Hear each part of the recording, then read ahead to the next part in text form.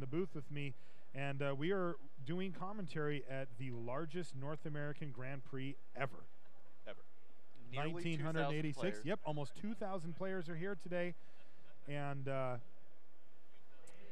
they're here to play some Return to Ravnica Sealed today, and the lucky ones, and the good ones, and the skilled ones that make it to day 2 tomorrow are going to get a chance to draft Return to Ravnica, something that Steve and I do a lot. So Shuhei currently has 19 career Grand Prix top 8s. That is including 4 wins. Insane. Are you kidding me? Dead serious. There are only 2 players who have more career Grand Prix top 8s. Okay, who is that? Alex Schwartzman, who's in attendance this weekend. Okay. 21. Now, what was his era? I don't know. I don't know him personally. Mid to late 90s. Mid to late 90s. So he was a grinder continued to have success into the early 2000s. Okay. And then retired. Okay. Well, he was one of the first players to go to international Grand Prix. Ah, he was one of the trailblazers to start leaving the country to play Grand Prix. Asian Grand Prix when nobody else would even think about leaving the U.S. to go play. Now, Shuhei is kind of the same. Has a mailing address in Japan, lives out of his suitcase for more than half the year. He does. And in first place, we have Olivier Ruel, who has 26 lifetime Grand Prix top 8s. Okay. Also currently in retirement, basically. In the Hall of Fame. So he can play in any Pro Tour that he wants to. Yep. But hasn't really played recently. Okay. It's not inconceivable that Shuhei could get to 26 career top 8s before the end of 2013. I'm curious how many GPs Alexander Hayne has played in at all. I know his best finish at a GP was second at GP Montreal. He lost to Rich Hohen. Right. Yeah, that was also a sealed and a limited GP. All right, so players are gearing up for Game 2. Alexander Hayne under the fury of a volatile rig that had eyes on flight. The only creature he played all game. That's right.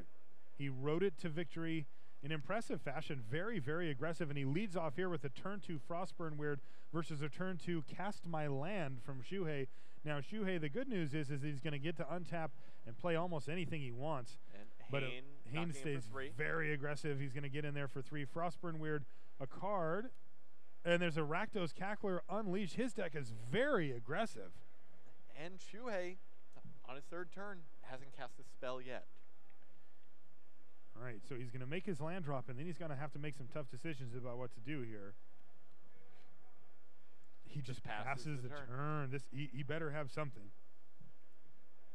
So I saw a Avenging Arrow sticking out of his hand.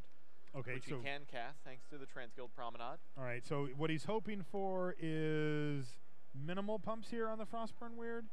Oh. Nope, he's not getting it. Hayne going. He's going to get in for 6, and it looks like the Frostburn Weird is going to bite it here post-combat, and he does. Shuei's already on 11. Yeah, Shuei's on 11, and he hasn't really cast anything that affects the board. Is that a Centaur's Herald there, I believe? It is. A little bit tough to see because it's foil. Yep. Sweet foil Centaur's Herald. To make a 3/3. Yeah, now, one of the tricks that you mentioned earlier, Steve, was blocking with the Herald and then cracking it. But would you just crack it and then block with the Centaur here, or what would your play be? It depends on how much respect he has for Hayne right here. He cracks not a ton. All right. And it dies to a Street Spasm. So it's going to get Street Spasmed away. That's going to drop Shuhei down to 9. Remember, this was before blocks. And he's going to say Stonefair Crocodile go. A free block out of the 0-1. But then he wouldn't have had the chance of ambushing the Rakdos Cackler and just killing it outright should Hayne not have a removal spell. That's right. So if Hayne had something like a Void Wielder, then the other play would have been way worse. Oh, and the Rakdos Cackler trades for the Crocodile. That's interesting. Inspiration. Target Hayne myself. Restock. Does he have the Bellows Lizard follow-up? No, he does not. He does have a Mountain, though. Taking a quick look to see what kind of stuff Alexander Hayne has in his red side. Ooh, he has one of my favorite cards. just cast a Courser's Accord.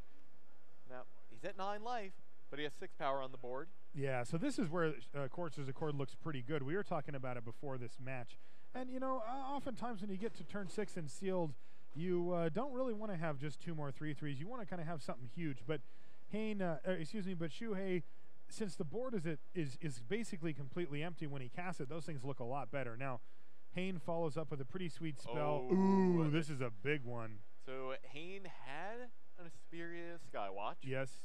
But Shuhei killed it off with a Tristani's Now, you'll notice that he did it main phase, right? Now, that's an instant, and Shuhei said, I'm doing it during my turn. This thing's not getting dispelled. It's not going to get canceled. He's not going to fuss Hayne around. Was completely tapped out. That's right. If he waits, what's he hoping for? That Hayne's going to play Pursuit of Flight? Right. Exactly. That would be the best case scenario for him. It's not impossible, but it seemed unlikely. Hayne isn't going to walk into that type of thing anyway. And the worst case scenario for Shuhei is just disastrous, and that Hayne retains his three-turn clock, and Shuhei doesn't get the extra token. So it's definitely worth it to do it on his turn there. That's a play that a lot of people overlook. So Hayne on his own turn played a 2/1 Crosstown Courier and enchanted it with Pursuit of Flight. But now Shuhei's got 14 damage on, no more. And he says explosive impact target but it doesn't matter because Hayne's able to give his 4-power creature flying with Pursuit of Flight, knocks Shuhei down to 5, explosive impact, and he's dead. And we see a very Hayne business-like. quickly took the match. Yeah, Alexander Hayne there, dispatch of Shuhei Nakamura, not an easy task. Shuhei put up a decent fight in that second game, but man, Hayne's deck was just too quick. Oh, wait. We have another match. So we've got an interesting setup here. You can see in the background the gentleman with the awesome Seahawks hat. Is that Sharfman there? That's David Sharfman. So he's wearing champion. A fantastic looking Seahawks hat there. I have to just give a shout out to the Seahawks. But what we're going to be able to do is actually just transfer over and watch the finish of that match, especially considering how quickly that one went. Sharfman might be on game 1 still. It's very, very possible. That match was over in a matter of minutes. All right, so Alexander Hayne off to a good start here. He's 4-0 at GP Philadelphia. And here we are catching up to the Alex Sharfman. And who is he playing against? I can't tell you. Do we know who? Versus AJ Sacher. Also in the top 8 of Grand Prix Costa Rica. Right. So it looks like they've maybe just finished a game. I do see Sharfman standing up. They're going to move over. Okay, so so one of our tables, the one right next to it, has the cameras where we can get a shot of their beautiful faces, as Rashad put it. And we're going to just move them over one so that we can see it. And there we get a look at Sharfman. Now, you said he won Pro Tour Nagoya. Which all the years blend together for me at this point. That was 2011. Okay. AJ, 2 Grand Prix top 8s. Most recently, he top 8'd Grand Prix Costa Rica, which he was not going to go to until his friend Shuhei Nakamura convinced him to go. Is that right? The week of the event. AJ didn't have he wasn't qualified for that Pro Tour yet. Wasn't going to go. Shuhei, hanging out, having a good time. Hey, AJ, why don't you come along? Sure. AJ's doing great the whole event. In the top 8. Needs to win one more match to qualify. Shuhei just kicks the snot out of them. Of course he does. That must have been a sweet plane ride home. So they split the first 2 games. About to go into game 3. Now, I believe that AJ is still looking for an invitation. So he needs to make top 4 to qualify for the next Pro Tour.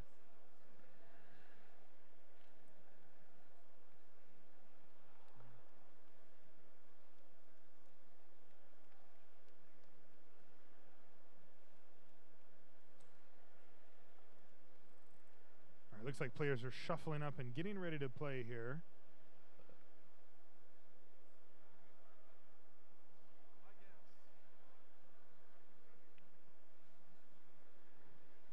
AJ Sacher. He's well known for streaming. He has a stream that he likes to do, and people like to watch it. Right. Streams it all hours of the night. He does, and he sometimes marathon streams as well, where he'll just play for hours and hours and hours and hours in a row. If you're an insomniac, something that you might want to check out.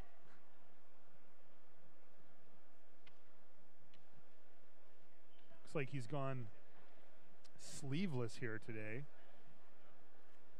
Those cards are going to be pretty ragged by the end of the day if he manages to put together a run here. So it looks like the games are tied up 1-1, so we're actually heading into the decider here.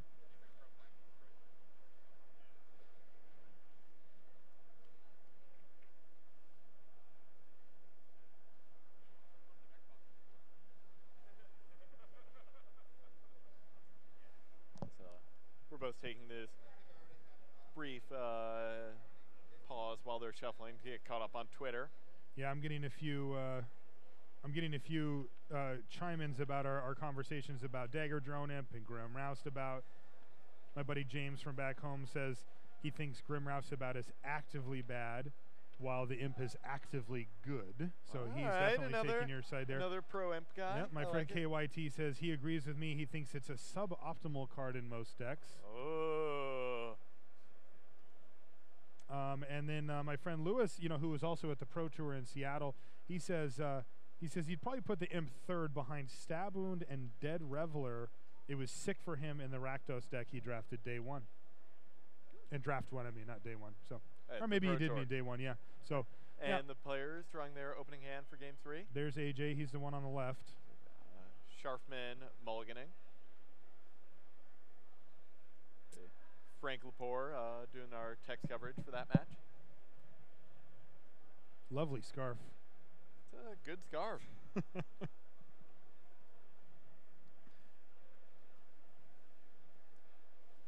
All right, so Sharfman's going to present here, and we're going to see what happens. Now, we don't actually know what decks these guys are even playing, so this is going to be kind of fun. We get a little bit of figure it out as we go.